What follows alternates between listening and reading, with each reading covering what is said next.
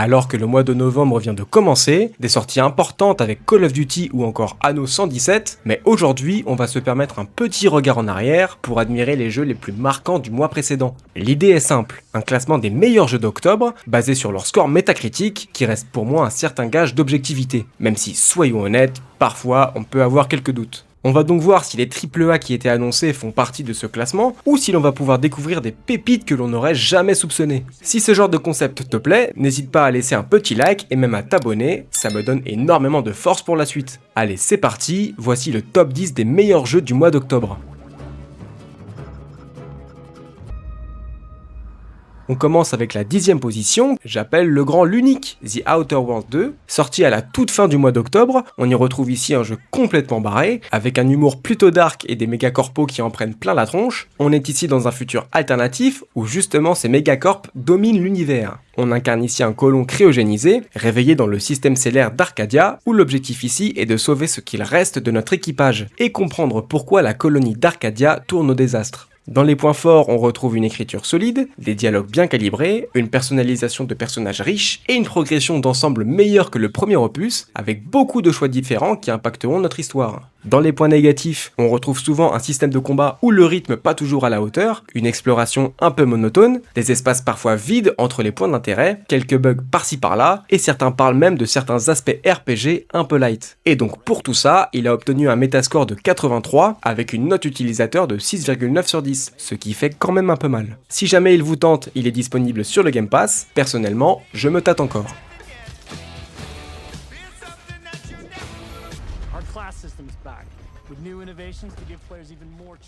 En 9ème position, j'ai nommé Battlefield 6, retour du FPS culte qui avait un peu perdu le fil avec ses dernières sorties, mais qui annonçait son renouveau avec ce dernier opus. Système multijoueur et de classe revue, une vraie campagne, une communication qui avait tout fait péter avec des trailers incroyables, et bien qu'en est-il des avis des journalistes ainsi que des joueurs? Bah écoutez, il y a du bon, mais quand même du mauvais pour pas mal de personnes. Le retour à une formule plus classique fait clairement plaisir aux plus nostalgiques d'entre nous, nous rappelant bien plus l'époque des grands Battlefield, une sensation des armes très efficace, précise et satisfaisante, la destruction des environnements bien améliorée, apportant une vraie dynamique tactique sur le champ de bataille, mais DICE se fait taper sur les doigts, sur des designs de certaines maps jugées trop petites, des soucis d'équilibrage, ou encore un mode campagne correct, mais sans grandes ambitions, qui s'efface comparé au multijoueur. Il a tout de même eu un score métacritique de 83 sur 100, mais s'est pris un petit coup de massue avec une note utilisateur de 6,9 sur 10. Alors j'ai des amis qui ne font que de m'inciter à y jouer parce qu'ils adorent, et quand je vois ces notes, j'ai l'impression que c'est un bon jeu, mais pas si extraordinaire qu'on le laisse entendre. Je vous laisse me dire en commentaire ce que vous en pensez, mais j'hésite encore à le prendre très honnêtement.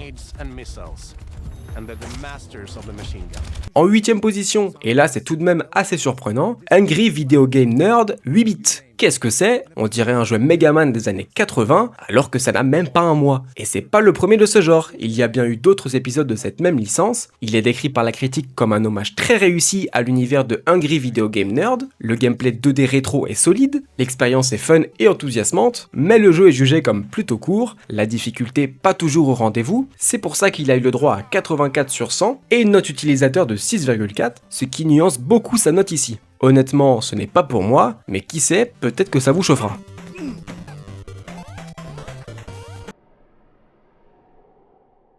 En 7ème position, le remake d'un jeu bien connu, Dragon Quest 1 et 2 HD 2D Remake. La refonte graphique, mais pas que, des premiers et seconds opus de la saga mythique sortie en 1986 et 87, donc oui, ça commence à faire. On y retrouve des effets visuels modernes, une ambiance soignée qui rendent les mondes anciens très attractifs, une refonte des menus, ou encore une vitesse de combat ajustable. Certains critiquent que malgré toutes ces améliorations, on reste tout de même sur des mécaniques vieille école et une narration très simple des épisodes originaux qui se ressentent encore. Le premier opus étant vu comme moins poussé que le second, il a tout de même obtenu ici un Metascore de 84 et une note utilisateur de 8,8 sur 10, donc ça sent quand même très bon malgré ces quelques critiques. Si tu es fan de RPG classique ou curieux de découvrir les racines de la série Dragon Quest dans une version modernisée, ce remake est un très bon choix.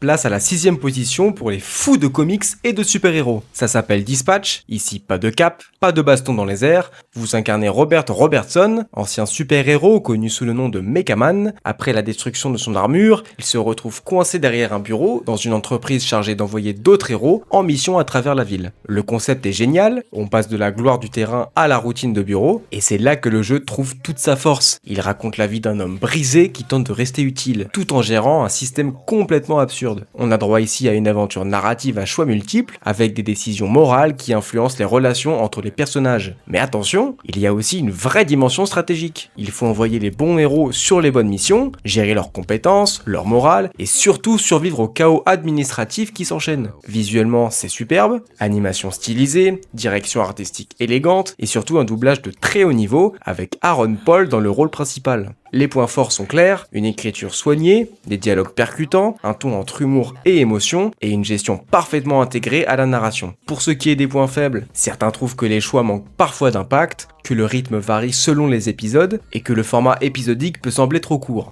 Mais dans l'ensemble, Dispatch a été largement salué pour son originalité et sa qualité de production.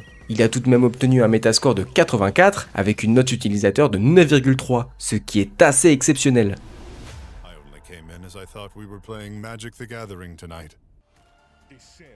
En 5ème position, et là c'est pour les fans de roguelite, Paul X Pit mêle Brick Breaker, ce genre de jeu rétro où on renvoie la balle pour détruire des briques et des ennemis, tout ça avec une progression roguelike. Il est sorti le 15 octobre dernier, et écoutez, personnellement il me chauffe plutôt bien. Il a l'air nerveux, avec une direction artistique singulière, l'idée du mélange des genres est décrite comme très accrocheuse, une rejouabilité forte et un système visuel très alléchant, alors certains critiquent une certaine répétitivité au bout d'un certain temps, qui peut rebuter les joueurs qui ne sont pas fans de Brick Breaker.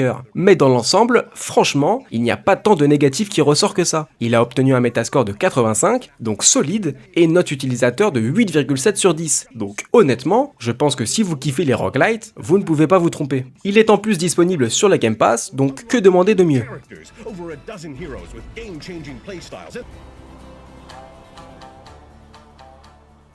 En 4ème position, on approche du podium avec roulement de tambour ou pas, Ghost of Yotei, la suite spirituelle de Ghost of Tsushima qui était tout de même très attendue. Alors pour le coup, celui-là, je l'ai fait, et même si je n'ai pas fait de test, je peux d'ores et déjà vous dire que je lui aurais mis un A-, parce que oui, il est bien, mais je sais pas. Certes, la direction artistique est incroyable, les combats sont intéressants, j'ai bien aimé, mais je pense surtout que j'avais placé la barre un peu trop haute par rapport à mes attentes. Je m'attendais à un jeu du niveau de Red Dead 2, mais force est de constater que c'était peut-être un peu trop. Alors dans ce qu'on retrouve sur la presse, c'est bien sûr un rendu visuel et une ambiance immersive extraordinaire, notre héroïne Hatsu plus convaincante que Jin Sakai, une mise en scène de haute voltige et un sentiment de liberté assez impressionnant. On lui reproche tout de même les mécaniques ou l'open world trop familier, voire peu innovant, le rythme et les structures des quêtes secondaires sont souvent critiqués, et bien que globalement positif, le scénario est parfois jugé comme trop prévisible. Il a obtenu un Metascore de 86, donc quand même, ça rigole pas, et une note utilisateur de 8,2, donc on est quand même sur un gros morceau. Je vous le recommande si vous avez apprécié Ghost of Tsushima ou si vous appréciez tout simplement ce style de jeu.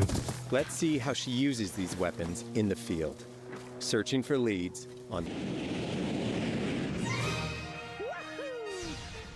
Allez, on attaque avec la 3ème place du podium, et c'est un peu de la triche, Super Mario Galaxy 1 et 2 reviennent sur Nintendo Switch 1 et 2, près de 15 ans après. Alors évidemment, les jeux sont toujours aussi marquants, le design des niveaux, l'inventivité des planètes miniatures, les versions Switch 1 et 2 apportent des améliorations notables, avec une interface remise au goût du jour, une résolution améliorée et une compatibilité avec la manette modernisée. Ce jeu sera surtout pour ceux qui n'ont pas fait les originaux, mais payer 70 € pour une refonte graphique d'un jeu qui a 15 ans, je trouve que ça fait beaucoup. Et malgré des améliorations présentes, certains éléments techniques ne sont pas jugés comme révolutionnaires. Il a eu 87 de Metascore, avec une note utilisateur de 7,3 sur 10. Ça pourrait peut-être vous plaire, personnellement, je trouve ça un peu trop cher.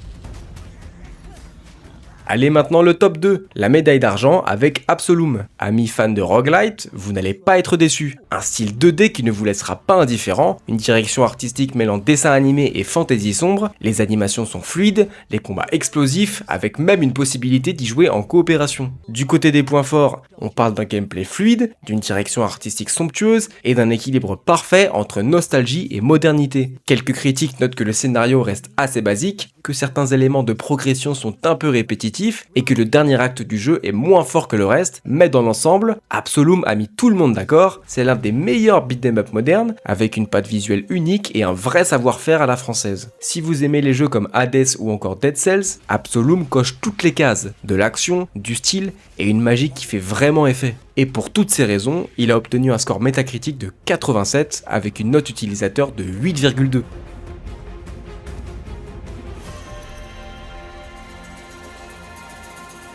Yesterday, a guest went missing. A young woman named Evelyn Dean. Et en première position, on retrouve ce qui pourrait bien être la pépite de ce mois d'octobre, The Seance of Blake Manor, un mélange entre Cluedo et à couteau tiré dans un jeu vidéo. Nous sommes en Irlande, 1897, un manoir perché dans le brouillard, une poignée d'invités et une séance de spiritisme qui va évidemment tourner à la catastrophe. On y incarne un enquêteur invité à percer les secrets d'une maison hantée. Ce n'est pas un jeu d'action, ni un simple jeu d'horreur, c'est un véritable jeu d'enquête narratif, à la première personne, où chaque minute compte. Tu explores le manoir, tu observes, tu écoutes, tu poses des questions, mais attention, chaque action fait avancer l'horloge, et les événements se produisent à des moments précis. Tu ne pourras pas tout voir en une seule partie, certains invités mentent, d'autres disparaissent, et plus tu avances, plus la frontière entre le rationnel et le surnaturel s'effrite. L'ambiance est sublime, gothique, feutrée, presque poétique, et la mise en scène des séances de spiritisme met vraiment mal à l'aise, sans jamais tomber dans le jumpscare facile. Si tu aimes les jeux d'enquête et les histoires de fantômes, The Seance of Blake Manor mérite clairement ton attention, et la mienne par-dessus le marché. Les critiques nous vendent le plus gros point fort du jeu qui est l'ambiance, dans un manoir victorien, une direction artistique gothique et une musique envoûtante, un vrai système d'enquête avec un système de temps qui avance à chaque action, un scénario et des dialogues bien écrits, des personnages ambigus, chacun ayant ses secrets. Pour ce qui est des points négatifs, certains trouvent le rythme frustrant, lent et trop narratif. Le système de temps qui est un point fort pour certains peut aussi être un point faible, et un système d'exploration peut-être un peu rude pour les casuals, pas de repères, pas de minimap, pas d'indicateur, il faut observer et se souvenir soi-même de tout. Personnellement, c'est plus un point fort qu'autre chose, mais chacun ses goûts. Et pour toutes ces raisons, The Seance of Blake Manor a obtenu un score métacritique de 90 sur 100, avec certes seulement 4 notes, mais c'est le jeu, j'ai décidé de faire un classement en fonction du métascore, pas du nombre de critiques. Bien évidemment, je n'ai pas parlé de Ark Riders, qui n'a tout simplement pas de métascore pour l'instant, mais une belle note utilisateur de 8,7 sur 10, Pokémon Legends ZA qui lui a eu 78 de métascore mais qui s'est fait défoncer par des joueurs avec une moyenne de 4,7 sur 10, ou encore à l'inverse Digimon Storytime Stranger qui a peut-être injustement eu un score de 78 sur 100 mais avec une note de 9,3 par des joueurs, comme quoi ce genre de classement a des failles. En tout cas, si vous voulez mon avis, il y a bien un jeu que je vais m'empresser d'essayer sur le champ. Si vous avez apprécié ce concept et si vous voulez le revoir le mois prochain, vous pouvez liker, vous abonner et me dire en commentaire ce que je pourrais améliorer pour les prochains épisodes. On se retrouve dimanche prochain, c'était GamePif, bisous bisous.